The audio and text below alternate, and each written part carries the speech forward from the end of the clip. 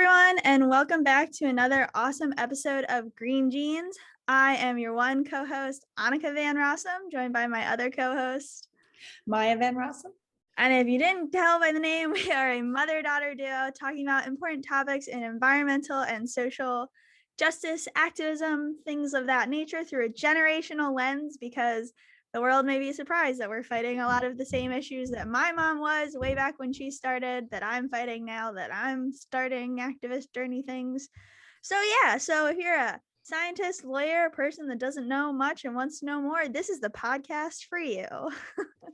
Sure is, man. So let's go right into our fact check, talking about scientists, activists, people, all types, this being the best show for them. Anyway, so the fact check is about praying mantises. And if you listen to a previous episode, you may have heard us mention this. So the question is, are praying mantises native to the US? Let's limit it more to the Northeast because that's where we're at right now. But are all praying mantises native, Anneke, and good, therefore, Anneke? Okay, all is a big question. I want to say most of them, sure. The ones here. Well, as it turns out, sadly, we have invasive praying mantises, and they are putting at risk the native praying mantises. And we have praying mantises. We have the Chinese mantis, and we also have the European mantis. And they tend to be larger, and both of them larger and more aggressive than our native mantis. And so our native praying mantis is in a bit of jeopardy. And that is not a good thing. And as with so many things, people had their hand in how these invasive praying mantises came to be in our region, but they are here. And I myself was quite surprised not too many years ago when I came to learn that all these praying mantises that I was so excited to have in my garden as they were hatching out and I would see them all around, perhaps were not as good as I had hoped. That's annoying and upsetting.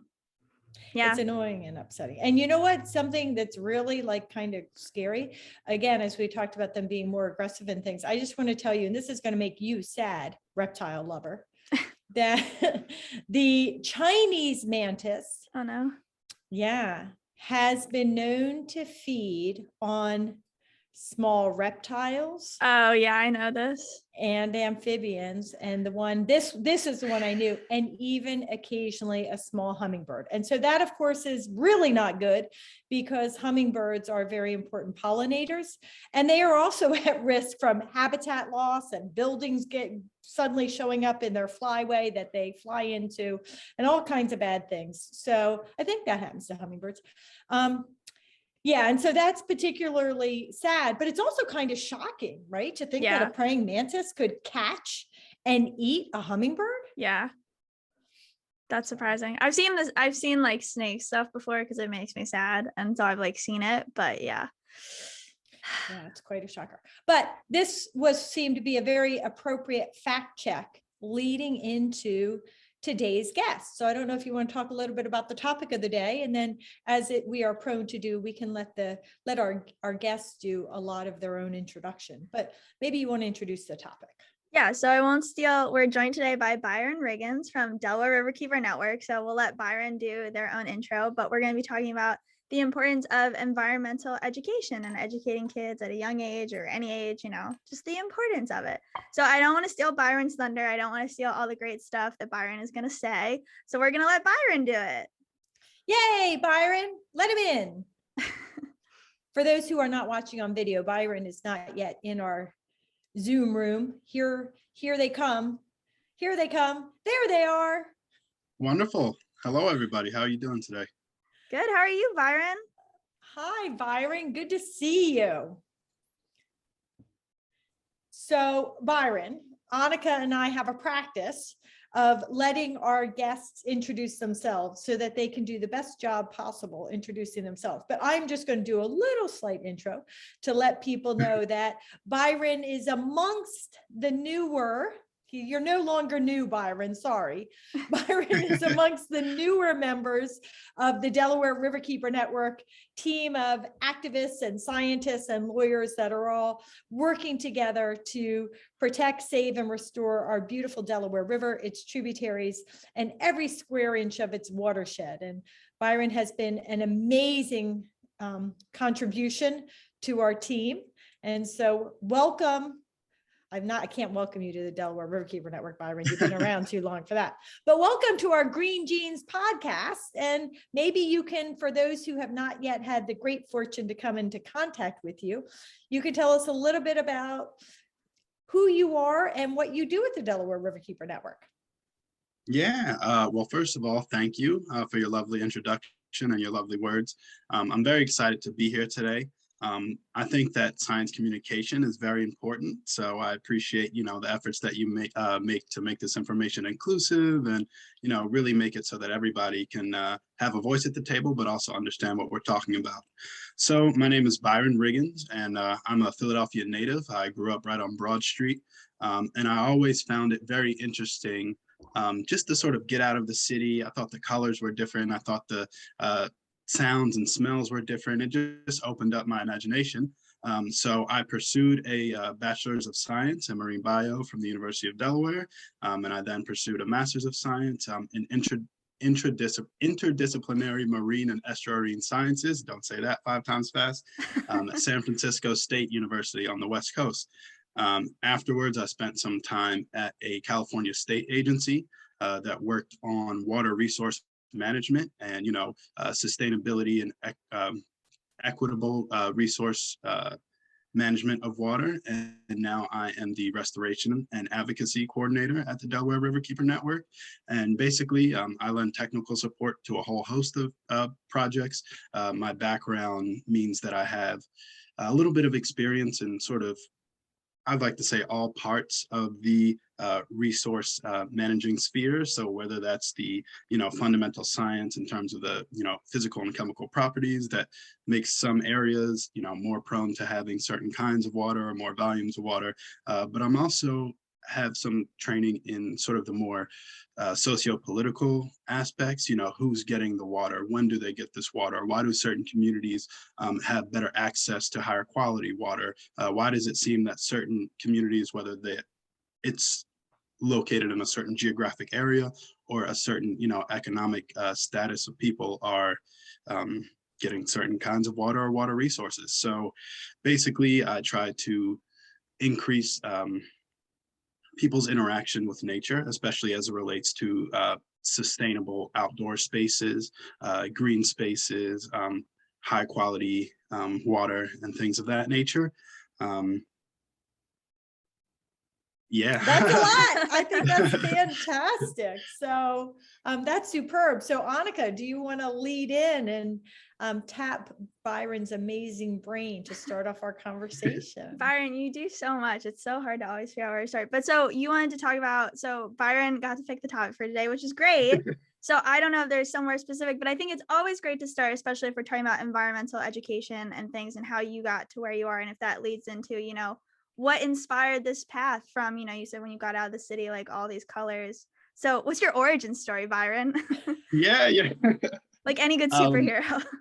Absolutely. No, thank Byron, you. you're a superhero now, man. We're going to have like a comic book and everything. So, not to sound cliche, but I think early on, I just found that I really liked helping people. I liked making the environment around them better. I like doing anything that I can to kind of bring a smile to somebody's face or try to help them feel better about whatever situation they were in. So actually, very early on, I toyed with the idea of being a physical therapist. Wow. But during kind of the height of Shark Week and also An Inconvenient Truth came out kind of right as I was sort of forming my own opinions. I was in middle school, 6th grade, and that sort of cemented my desire to go into environmental sciences in some way. I kind of always thought that it would be marine science. So when I was young, my aunt actually worked at US Airways. And so we could actually fly free or discounted to a lot of places. So what that meant was I actually got the chance to spend a lot of time in places that maybe some of my other peers from around the neighborhood didn't get a chance to go. So very early on, I was in the Bahamas and St. Martin and Bermuda, and we were seeing friends and we were taking eco tours. And I just remember the feeling that I got when leaving the city, seeing these great, really bright hues of blue and green and some of the more rare flora and fauna that you see in some of those regions, as opposed to, inner city Philadelphia, just filled me with such joy. And because it was so starkly different to what I was used to, it also sort of catalyzed a change in my thinking fundamentally. I think that sort of kind of broke down the barriers to what I thought was possible. And from then on, I kind of sort of made a commitment to myself that I would never fall into this sort of comfortable pattern of traditional thinking. I always kind of wanted to think a little bit outside the box, do something just a little bit different than what everybody else was doing. I was a naturally curious kid, so that led me to asking lots of questions. And I also had some confidence in myself, thankfully from the support that my family gave me. So it kind of gave me the confidence to kind of go forward and maybe think about things in a different way. So I only raised that point to say, as a lot of my peers were thinking about, oh, I want to be a lawyer, or oh, I want to be a doctor. From fourth grade, a kid from South Philadelphia is saying, I want to be a marine biologist. You could anticipate the sort of skeptical remarks or thoughts that I was met with. And I don't think that they were always malicious. I truly think that everybody around me who were giving me these skeptical remarks were really, they had my best interest at heart. But I also kind of learned that people don't necessarily see your vision in the same way that you do. And so it's really up to you to, never let go of your dream and protect your dream if you have it. And my dream was to somehow combine my love for helping people and my love of the environment. And I sort of think that's what the origin was.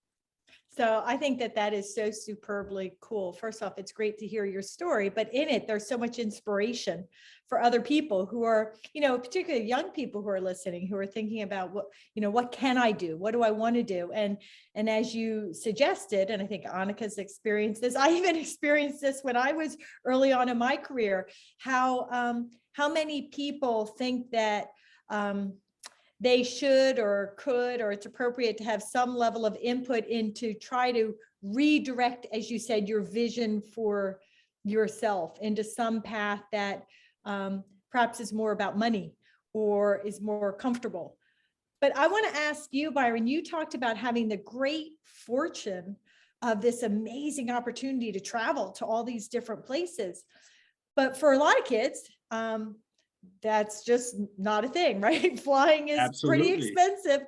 So if somebody, either for themselves or for somebody in their life, is trying to think about how can you help encourage connection with nature, particularly for people who live in an urban area where there's less nature just readily at hand. What are things that people can do to really support and encourage finding that path to nature and perhaps finding a different way to the kind of vision that you had because you had these amazing experiences? Yeah, so I think that that's a great question. I think that just given, kind of unique geographical differences in the terms that people, in the places that people live or the sort of outdoor areas that they have access to, the answer to that question will be sort of case specific. But growing up, in Philadelphia, it is filled with lots of impervious surfaces. When I was growing up, there weren't as many open green spaces as there are now. The city seems to be making a concerted effort to recognize the value of green spaces and getting kids outdoors and just, having access to outdoor spaces within the community.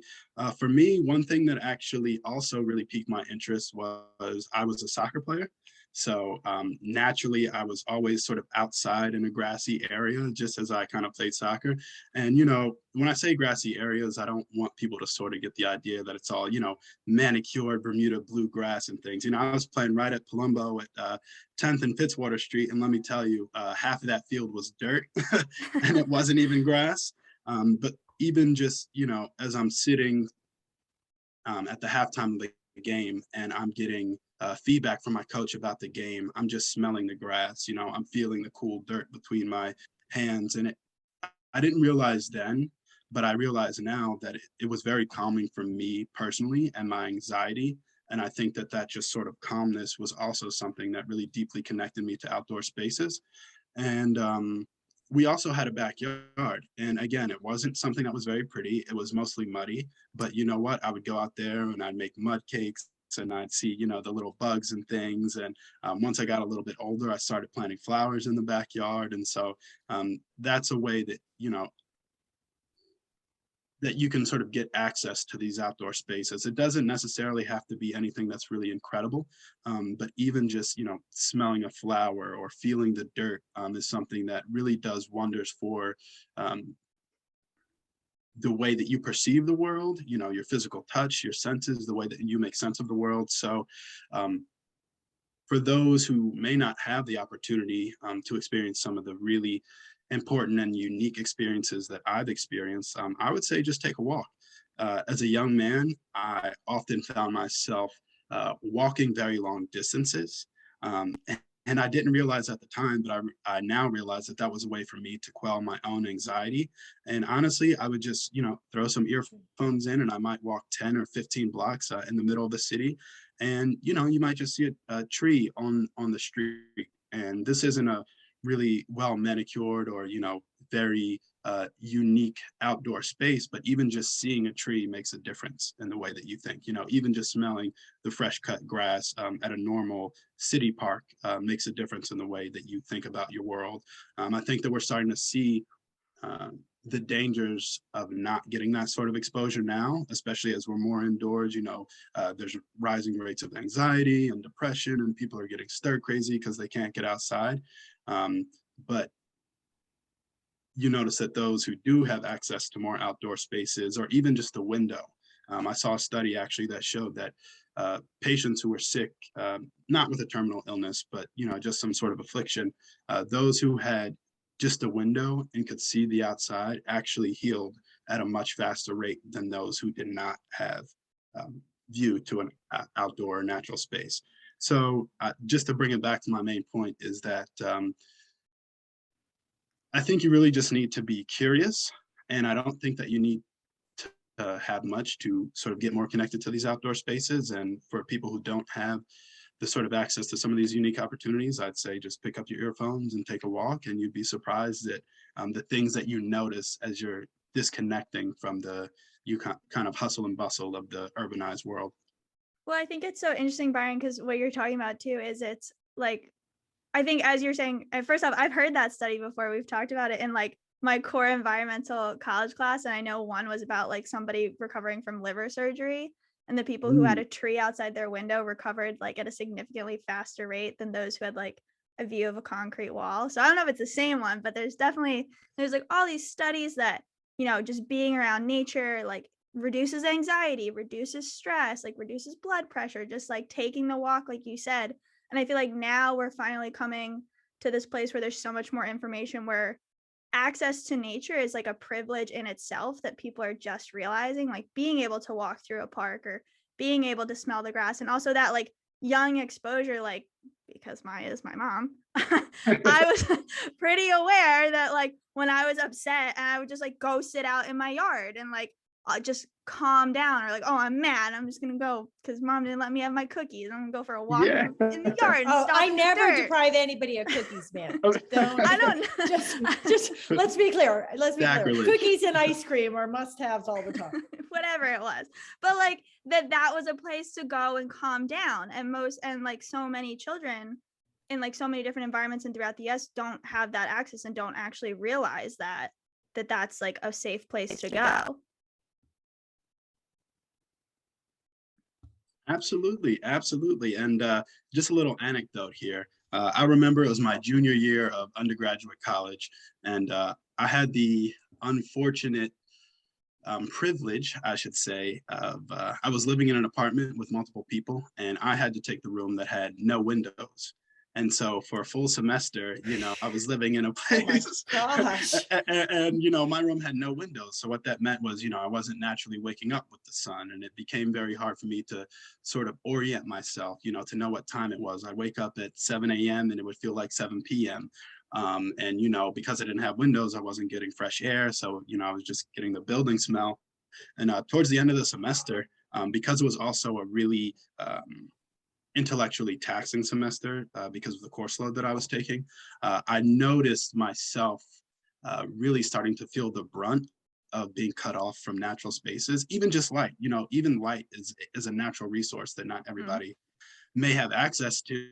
And I started to get really bad sleep deprivation, and I started to hallucinate both visually and auditorially.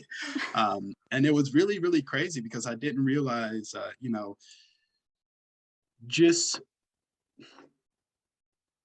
humans, we like to think that we're so advanced, but some of these systems within our body that are regulating, our sleep or the way that we think, are much, much older than, the 40,000 years that modern man has been evolved. You get light cues, you get cues from changes in temperature, you get cues from changes in smell because, certain things grow in certain seasons.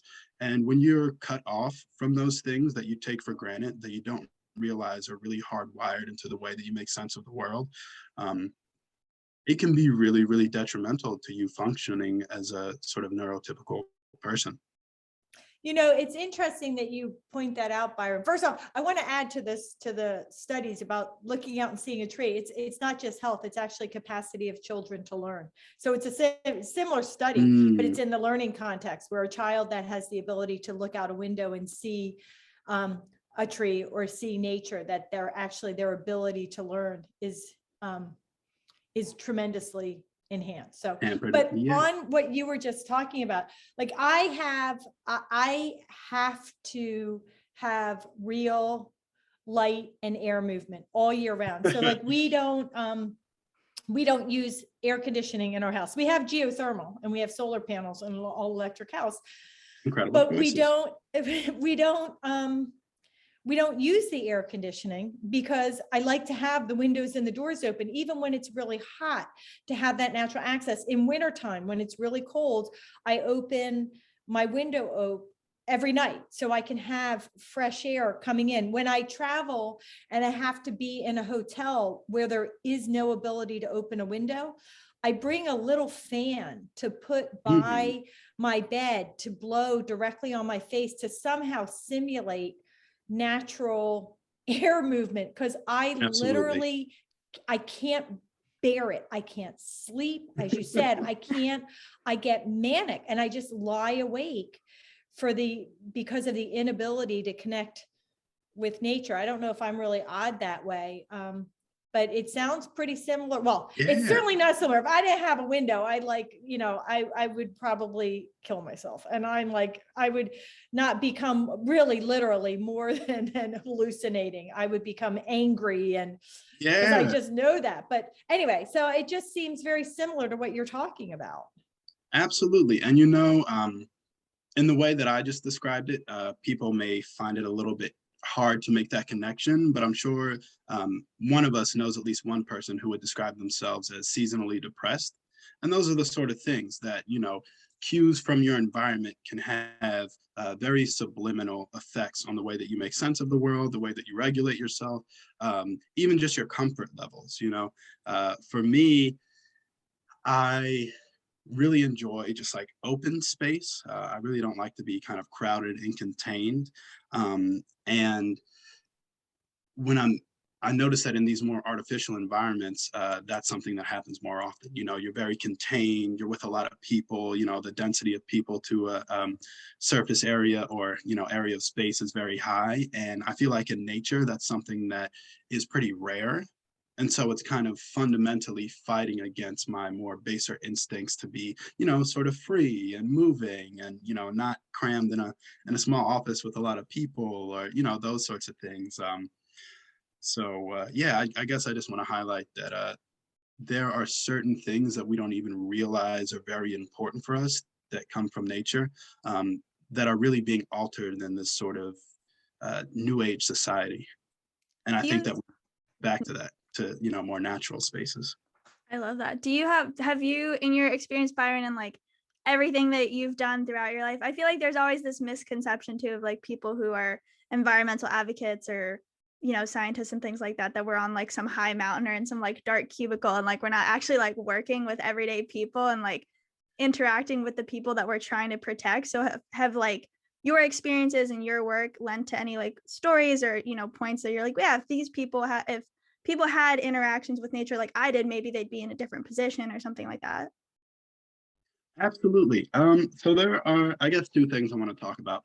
First being sort of my trajectory where I really, when I was very young, I'd watch a lot of Shark Week. I'd be outside and I kind of convinced myself that one day I was going to be, Steve Zissou somewhere, or, Steve Irwin. And I was really, really committed to sort Hopefully not Steve Irwin, right? Because Not, he's awesome guy, yeah. but bad end, sadly. But Wait, Absolutely, I just saw a absolutely. meme the other day that was like, if you're ever feeling bad about yourself, imagine that you're a tiny snake that Steve Irwin found in the desert and just like picture what Oh. Steve Irwin would say to you. And I instantly got happier. Anyways, Yeah. No, yeah. I guess I'm just was saying that when I was younger, I guess I thought I was going to be more traditionally research science, go the real research science path. And I got a taste for it and I got an appreciation for it because I understand, the amount of work that goes into it, the amount of checking and double checking and, editing and iterative, and how iterative the process is. I really respect what comes out of research science. But one reason I've sort of pivoted is because I thought that there was kind of a barrier between what's being produced in research science and the public's ability to, digest what's being produced. Although I have a lot of respect and I understand that research science needs to be, very technical and there is some jargon that's just innate to the profession, I also think that a product can only be as effective as its consumers can understand it. And so one barrier to, using all this great information that we have is making it understandable for the common person. And so that was one thing that I thought sort of went against my core beliefs being in research science. And so I've kind of transitioned more into policy and interacting with people more because also I wanted a more direct route between the work that I was doing and tangible changes. So for example, I do have a great respect again for research science, but there's a truth that you may have really groundbreaking science, but it may be 10 years before somebody is even able to use that based on, the review process or making it understandable or, just the capacity that we have in technology. So that's one thing that brought me closer to the people. And there was also something earlier that you were saying right before this. Could you just repeat your question? Do you remember? I There's think something it was about just making like it. if you've like any like stories like of people who like, maybe if they had like your exposure to nature Oh, and like where yes, you are yes. now. Absolutely. Thank you so much. So the other thing I wanted to highlight was I have a brother, actually. I have a brother, and he's only a few years older than me. And, for lack of some other just like personal experiences, we more or less have had the exact same life. We had the same access to resources. We lived in the same area. On paper, we look a lot alike. So on paper, we're pretty much the same person. He's got maybe 2 inches on me, but every time I show up to a place with him, they're like, "Oh, was this your twin?" And I'm like, "No, this is my brother." And so I only say that to say that I think the main difference in our lives were the things that we were exposed to as a child. So I actually started going to public school until second grade. And basically, my teachers wanted me to be skipped because I was considered to be too advanced, not to do my own horn. But instead We'll of toot your horn for skipping, you. instead of skipping grades, I actually went to a private school from third to eighth grade, which my brother didn't have the chance to go to. And it's called the Philadelphia School. And its moniker is City Country Classroom. And so every Tuesday, we'd actually go out to a Girl Scout Center nature preserve, and we'd spend the whole day in nature. And so, we'd meet first in this sort of grassy area in the middle to sort of see what the agenda was going to be for the day. And then the teachers would more or less just release us into the woods. And this, and I know it sounds, like Lord of the Flies or something kind of crazy like that. But it was really, really interesting to me because, I was a city boy, and now you're telling me just go have fun in the woods. It really gave me an appreciation for it. It also sort of, I think being in woods, being in nature when you're very young gives you just a better understanding of the connectedness of things. And I think that extends to, if you understand how connected everything is, you sort of naturally have a better sense of community. I think that the sort of urbanized world can kind of make you feel like, oh, it's all me, or like, oh, well, there's a lot of comparison, and it kind of isolates you to that point where you're always comparing yourself against somebody else. But when you're in nature and you kind of see how connected these things are, you kind of realize, hey, everybody's a part of this large, interconnected system. And I think that was something that was really imprinted on me very young. And I think that that's kind of carried through the way that I not only look at the world, but the manner in which I attack my goals and my dreams and sort of just my basis desires. And so my brother didn't really have that. And I think this is one thing that sort of led to him growing up, I would say, in a more traditional fashion, where his main concerns were, I get a job, I get a pension, I have a family, and, that's it. That's life. That's all it can be. This is what society says is the measure of success. This is this. But for me, once I sort of learned by being out in nature that everything was not how I was used to it, it sort of made me beg the question, okay, well, what else is different? Okay, what other traditional paradigms are people afraid to push that maybe if we just took a second look at it or looked at it in a different way, what sort of advancements could we make? What new knowledge lies out there that we haven't discovered simply because people are falling into the comfort of doing things in the traditional way? And so, yeah, I think that that's just made the biggest impact on our trajectories.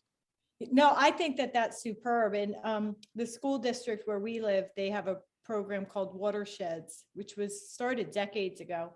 And it's in the 7th grade, a select group of students, and it's done by lottery, supposedly. And their entire curriculum, other than I think it's math and English, but the rest of the entire curriculum is all about watersheds and studying watersheds and connecting with nature and going out and journaling and writing about nature and things like that. And Anneke didn't have the opportunity to be in that program, but Vim did. And so just seeing how that program works, I think is very striking. On the other hand, when Anneke was younger, she got to do a lot more things with me in my advocacy than Vim did, which is interesting. But the one thing that also, well, so many things you said strike me, but the thing that I so appreciate, Byron, about your skill set and your talent and your path is the importance of taking, as you said, taking science and data and translating it so people can actually use it in their work to protect the environment, to understand the environment, to make change in their communities around the environment. Because I do agree, in my experience as an activist, that so often there's this great, amazing research out there, but it's just sitting on a shelf. It's sitting on a shelf for two reasons. One, people don't know it's there because the scientists did the work and then put it on the shelf, and they never went out and advocated for it. They never brought it into the real world, or when it got brought into the real world and they were asked questions about it, like hard questions that required them perhaps to put it into practice in taking a position about fossil fuels or the climate crisis, or the appropriate way to develop or not develop a landscape. These scientists become like all wishy-washy, and they use all this qualifying language, and they're unable or unwilling to really stand up for their own work and their science. And when you equivocate, in this advocacy realm, as you know, when you equivocate as a scientist, that will get used against your science and against the activists who are trying to put your information to work. And so it's one thing to have an activist, like Anneke or like me, take that scientific information, as you said, digest it, and then try to communicate it so people can use it. But it's quite different to have somebody like you who are yourself a scientist. And even though you didn't do the research, you have those scientific credentials, so you can take Absolutely. that and translate it, but then also more forcefully speak to it. And I just wonder sort of how, if that is something that in your career choice resonates with you, the capacity to be that champion for the science. Absolutely, absolutely. It's actually something that gets me very excited. I do recognize that, these sort of interpersonal skills are somewhat unique to just who I am. But I also think that there's a growing importance placed on science communication and, getting rid of jargon words and just making it so that everybody can understand it. I do know that, some words are so specific because sometimes there's only one way to describe something. Using a very technical scientific term, but at the same token, if it's going to affect everybody's life, I do think that everybody should be able to at least understand what we're talking about. I do sort of feel for traditional scientists because I don't want to put the blame on them. I feel that society, especially sort of the capitalistic corporate environment that we live in, places a lot of onus on production and being productive and churning things out. And, if you don't have something to point to, then you're not doing the work. So they like, when science can say, oh, well, don't use this amount of water here at this time. They don't like when scientists say something like, oh, precipitation patterns may become more frequently unpredictable. That doesn't feel good. But by the science, that's more accurate to say. And so because scientists are sort of trapped in this bubble where they're forced to produce and they're being looked at as the same way as somebody who may be in industry, they are forced to exist in a way that the infrastructure in place understands. And so I think that there isn't as much importance or appreciation for the actual work and the science that's being done. And because of that, I feel that a lot of scientists feel very unappreciated. And I feel that this is what's kind of led to these sort of insular communities of scientists. It's all about publishing papers. And not only is it publishing papers, but these papers are only being shared between the 5 most prominent voices within the discipline because it seems like nobody else, is putting importance on it. So it can be sad. It's really hard work. These scientists dedicate their entire lives and sometimes, more than their lives for what they believe is progressing humanity. However, that being said, there is still a barrier between, hardcore science being done and being able to practically apply it to everyday life, or having somebody who is not scientifically trained being able to understand and take value from that. So that's definitely something that I've noticed. And throughout my scientific career, I was always sort of complimented on some of my interpersonal skills. I mean, let me tell you, anytime that my program needed an ambassador to send, or if they wanted somebody to meet, the guest speaker, or, if they needed a face to throw up on the website, 10 times out of 10, it was me. We love that for you. Yeah, it can be tiring at times because I didn't really understand why. At the time, it really felt like, why do I have it almost felt like I was being punished for being successful or for being good. It's like the reward for success is more responsibility. And when I was younger, that used to sort of frustrate me. But now it actually brings lots of joy because it gives me confidence in my skills. And it also is really validating to see that other people can see some of these non-traditionally scientific skills that maybe I possess, but how they can be used in a way to bring science closer to society and make it, really reachable for all members of society. Imagine if the people, Apple was only sharing their designs with tech people, and it's also one thing that I've always heard is if you can't communicate something clearly, then perhaps you don't really understand it.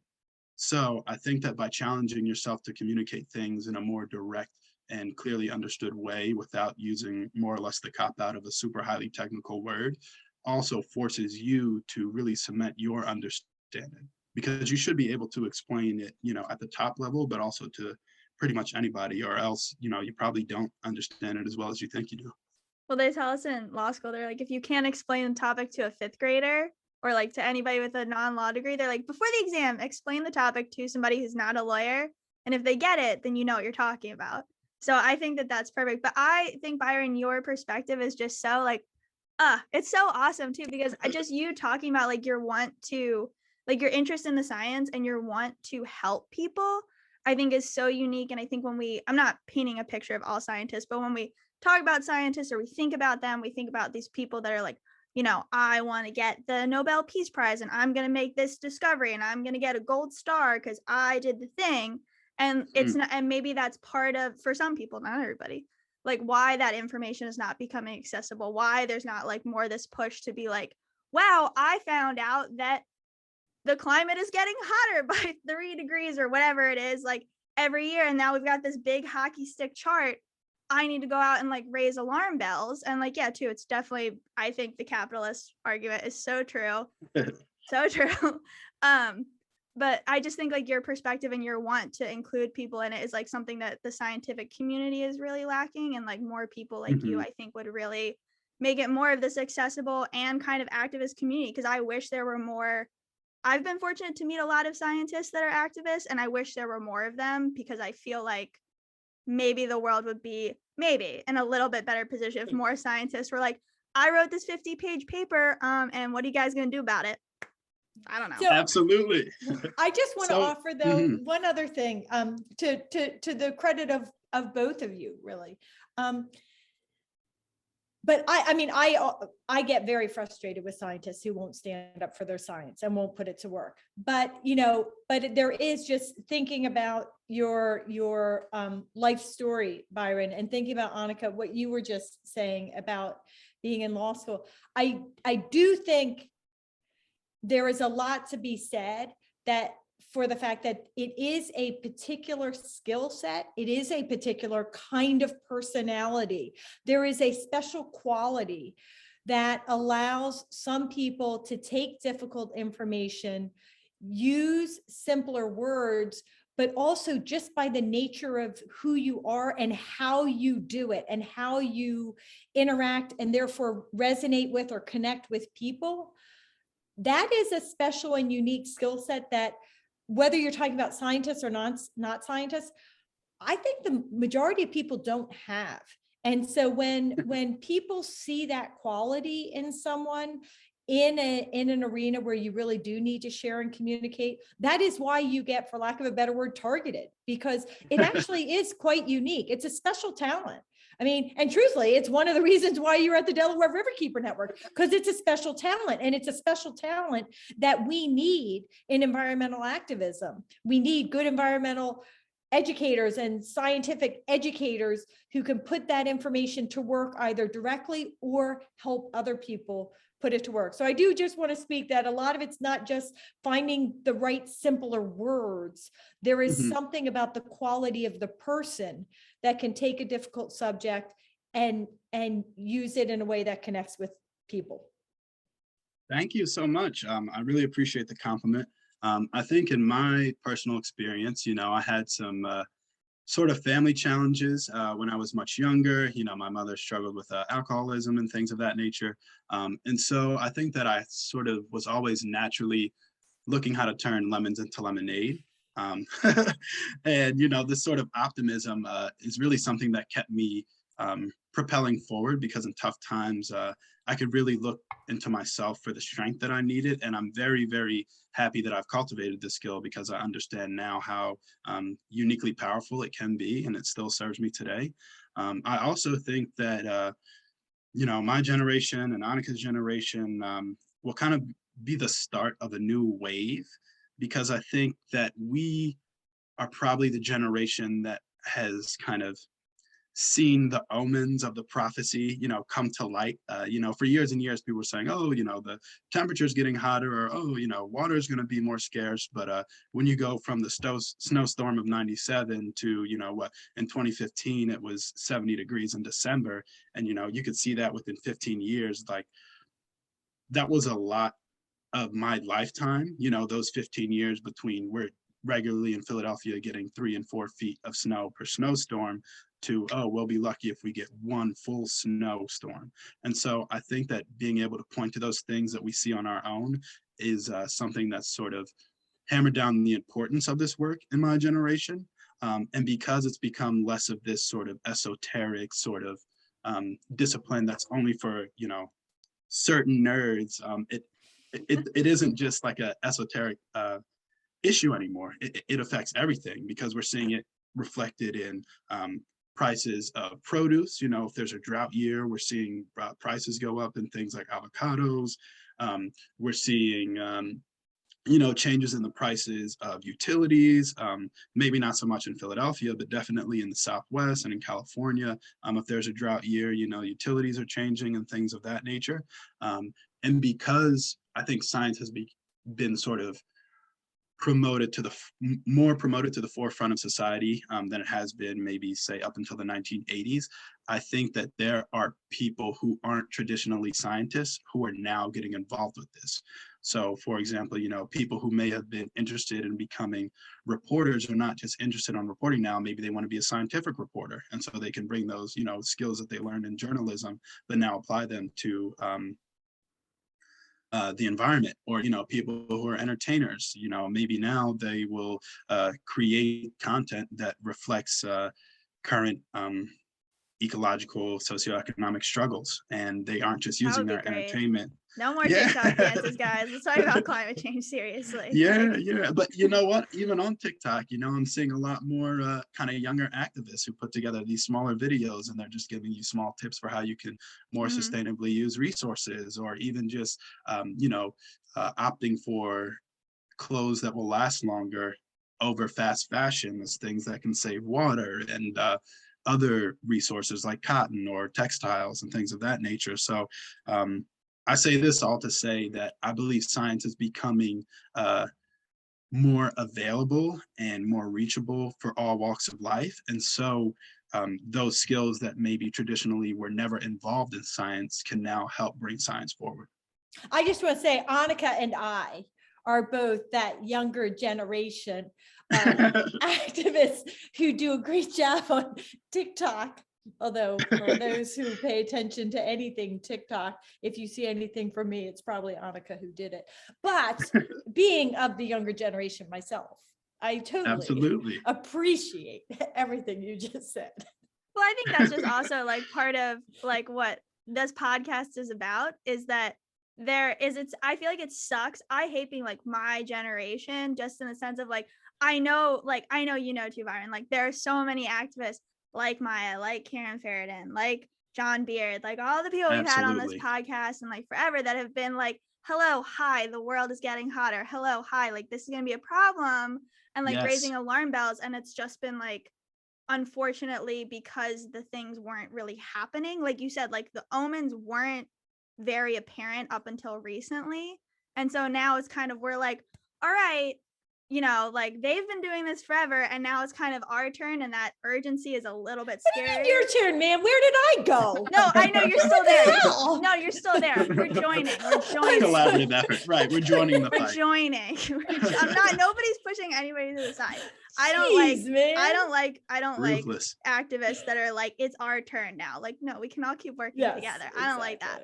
But like, yeah, like it's this sense of like, oh, picking up the snow. I don't know, who is that jackass that picked up the snowball outside the Senate one day and was like, see, global warming isn't a thing because there's snow. Like some Republican, like, no, that's not it. And so it's just, So I think all your points have been great, Byron. And just, Byron, I love that you work at DRN. You're just so Tony, thank you. Dr. Ingraffia, Tony Ingraffia. So he actually says this in one of my Green Amendment documentaries. So if anybody goes to forthegeneration.org, the Green Amendment movie page, and you look for Tony Ingraffia, he has this really striking quote. And being the grand person that he is, he makes clear that he actually saw this somewhere on the internet. He doesn't think that anybody took credit for it.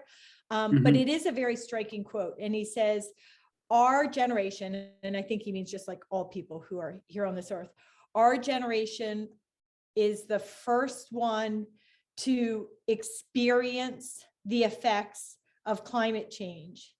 And we are the last generation that has the opportunity to do anything about it. Think about that. The first generation to experience the effects of the climate crisis, and the last generation with the ability or opportunity to do anything about it. That always like just strikes me to the core, to think about that. Yeah, that's a really powerful quote. I do think that it speaks to sort of the urgency of the issues that we face. And so one thing that I've always kind of heard, when I was much younger, people would sort of take this tragedy of the commons thought where it's like, if I don't use up this resource, somebody else will, or, oh, it doesn't matter that we're taking these climate actions because we're not going to see this for 50 or 100 years. And now that we're realizing that not only are we going to see this in less than 50 years, but the time spans that were originally prophesized for us to be seeing these, deleterious environmental effects are shortening, and things are almost exponentially speeding up. And so it's not so much of a should we do this anymore. This has become more of a survival for us and all of those who are here now. And so I guess I was always really frustrated by people who were just willingly able to just succumb to the things that we see in front of us. I always sort of had a fight in me, things are going to happen, sure, but I'm not just going to let them happen. I don't think just because something is supposed to happen that you just have to accept that, because you can change the future by what you do in the present. So even if we can't fully save or bring, things are never going to be the same as they were when they started. That doesn't mean that we can't create something that's inspiring and something that all of our community really has a voice in creating, and something that benefits us. It speaks back to making lemonade out of lemons. Sure, things are going to happen, but I think people don't realize the amount of agency and control that they have over their own destinies. And I just can never agree with sort of letting the flame die out. Byron, we say about this podcast every time that we talk about serious issues, but everybody has to walk away feeling inspired and being like, that was really tough to hear, but now I'm motivated to go do something. And you just put the icing on the cake for that. That was perfect. Yeah, we don't even have to do that part of the work now. No. Yeah. No, that was really, it's really incredible. And it's really, it is inspiring, and it does give a touch to the heart, what you said and how you said it, and the power of your vision for the fact that we all can make change if we just take what we know, what we believe, and our own skills, whatever they are, and we put them to work for a better world. You're Absolutely. awesome. Well, thank you. I guess I just wanted to share one more thing. A quote that I've always heard was, the difference between a successful person and an unsuccessful person is persistence. Many times the people who are most successful are not the people who are most well equipped or who have the most intelligence, but they're the people who refuse to take no for an answer and continue to move forward. So I guess a good example of this, despite what you may feel about him personally, in light of the new Genius documentary, is Kanye West. If you look at the documentary, you'll see, years and years and years ago, it was more or less only his mother and himself who believed in him. Even when he was signed to the record label Rockefeller, they still weren't promoting his albums. They weren't giving him a release date because they didn't believe in him. He had this sort of nerdy appeal that wasn't really appealing in the rap culture at the time. So they sort of counted him out. And he actually went and did work on the side hustles to raise his own capital so that he could record and so he could produce his own music. And just imagine if he had given up, and now he's a billionaire. And despite what his character flaws may be, I don't think that we can take away that he's successful in what he does. And I think that just speaks to believing in yourself. And also limits are always perceived. They're not real. Limits are only, what you believe the limits are. And oftentimes people can only give you advice based on their own limitations or what's worked for them. But we're all our own people and nobody knows what's going to work for us. And many times in my life, as I said, you can imagine the skepticism I got when I told people, I'm growing up on Broad Street and I want to be a marine biologist. People, I don't want to say they didn't believe in me. They definitely loved me and they wanted to support me, but they couldn't see the vision the way that I saw the vision. And, years later, I've had the opportunity to speak at a National Science Foundation convention in DC. I've been on multiple cruises for weeks at a time out in the Pacific. I've seen great white sharks. I've seen whales. I've got to meet Dr. Jane Lubchenco, who's a very, very prominent person within the realm of interdisciplinary marine and estuarine sciences, and just so many opportunities that I got to have simply because I decided to believe in myself and not take no for an answer. And now you're on the Green Jeans podcast, right? That is the pinnacle of scientific advocacy success. And you know what? It is, because it's just really personally fulfilling to me to be looked at as somebody as hope for the future in my own community. When I was growing up, there wasn't really as many opportunities to become involved in the environment and environmental sciences on the East Coast, which is, some of the reason that I moved to California. But to move back and be able to affect change in my community, the people that I care about, the people who have supported me, and to now be looked at as somewhat of a leader in the sphere is really, really fulfilling to me. And I can't wait to see what happens next. Awesome. We can't wait to see either. Yeah. So I was going to say, Byron's going to be back, because when we were talking with Byron about coming on today's show, we were talking about several topics actually that Byron can speak about. So today was fantastic, really, to talk about science and environmental education and issues of justice and equity and access. Really powerful and inspiring. So thank you, Byron, for joining us today. And we look forward to having you back on the next topic. I want to make sure the next time, because I had it on my little list to talk to you about, but we'll do it next time. You were talking about smelling the grass, but what do you do when the grass is artificial turf? All right. Something for the future. Something for the future. Dun, dun, dun, dun. So thank you so much, Byron. We really appreciate you joining us. And we look forward to talking to you next time. Thank you guys so much. This has been a real pleasure and a privilege, and I can't wait to be back shortly.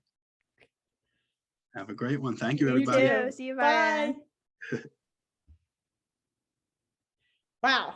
That was really superb. That was like, the quotes at the end, I felt like, oh my gosh, Dr. Ingraffia is going to have all kinds of quotes to pull from when he goes surfing for that inspirational quote. Byron was really off the charts. You're gonna need Byron to stand up at the next staff meeting when everyone's feeling real low, and Byron's gonna get everybody amped up again. That was great. That was really touching. I mean, and just it is, I just don't think we talk about enough, access to nature for kids can be a real catalyst for a lot of things. And it is unfortunate that given where people grow up or given communities that they grow up in, that the narrative is that being a marine scientist is so far off, people from Philadelphia, or from that neighborhood, wouldn't do that. And it's just so sad to hear that, but it's inspiring to hear that Byron's still stuck with it and has had those great opportunities that we wish so many more children, so many people would have access to fully realize their dreams and be who they want to be. And that school program that he talked about, the Philadelphia school, having that one day a week, the thing is so fabulous that he and his classmates got that opportunity. But likewise, so sad that, in the public school system, that is not an opportunity. Even when we talked about the program that Vim was in, right? That's public school. It's a different public school. It's out in the suburbs.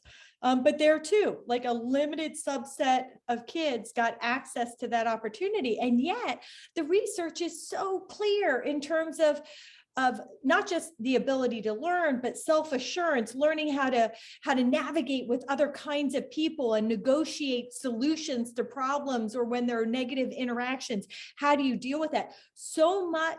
So many of those critical life skills are developed when people are in natural systems, and to have that only be limited to those who got pulled from the lottery, at the Radnor School District, or those who got the opportunity in Philadelphia to go to the private school system because, they had that extra educational talent like Byron had.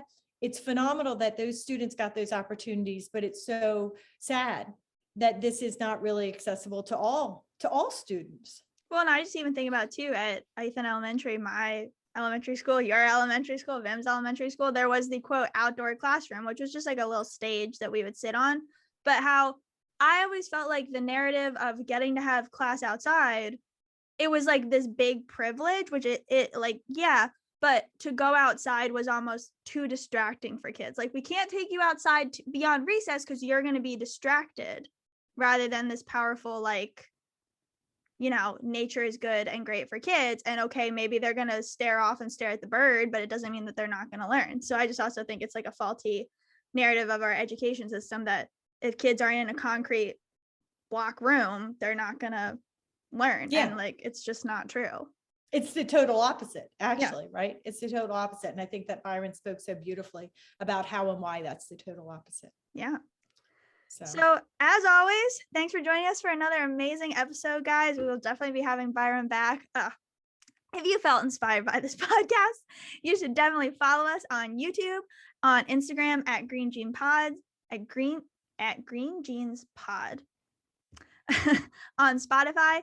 And as always, we talk about the Green Amendment movement, a movement fighting to get your right to clean air, pure water, and a healthy environment as strong as your right to free speech, which if you don't live in Pennsylvania, Montana, or New York, you don't have. Fun fact. So you should go to www.forthegenerations.org, sign some petitions, make a donation, read some articles, share with your friends. And like we always say, everybody is an activist in their own way, and that is an easy way that you can be involved. And, Byron works at the Delaware Riverkeeper Network, www.delawareriverkeeper.org. And that is a really powerful organization that really is taking on serious challenges to get people active and engaged with environmental protection in their communities within the Delaware River watershed. And that includes bringing good science to bear on good activism and good litigation. So there too, that's another way if you're more wanting to get involved with a particular issue, battle against fracking, battle against development or dredging, or fight for a species. Delaware Riverkeeper Network is a great way to do that. Green Amendments for the Generations is really about getting that constitutional right to a clean, healthy, safe environment. Oh, and my publishers want everybody to know that I am right now working on the second edition of the book, The Green Amendment, and that's going to be out in the fall. And I've got lots of updated materials talking about the climate crisis, environmental justice, the human health ramifications of a degraded environment or a clean and healthy environment. And so I already saw, if you go on Amazon, there's a little signal that there's a second edition coming up. But the fun thing is that the Green Amendment still remains a top seller on Amazon in my category. And just this past week, Anneke, it was back to number 38. Ooh. I was sort of honored by that. Anyway, so lots of ways for people to get involved. Maybe we'll have a little promo code for the book coming up if people keep listening. If people keep listening, we'll work dun, on dun, that. dun. Another cliffhanger. And with that, everybody have an awesome week. Until next time.